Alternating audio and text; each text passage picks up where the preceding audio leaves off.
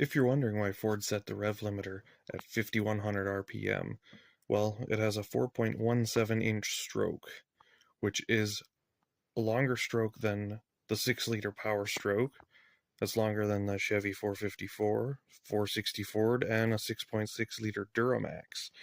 The Oldsmobile 455 and the Pontiac 455 V8 engines, those did have a longer stroke than Ford's 5.4-liter.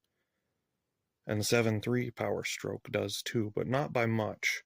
7.3 Power Stroke is around the same stroke. So basically, Ford's 5.4-liter is a small displacement big block. Some people go on about the Ford 5.4-liter's spark plug issue. Well, it wasn't really an issue unless the plugs are installed wrong. Spark plugs are threaded in aluminum, and if over-tightened, they will strip the threads out.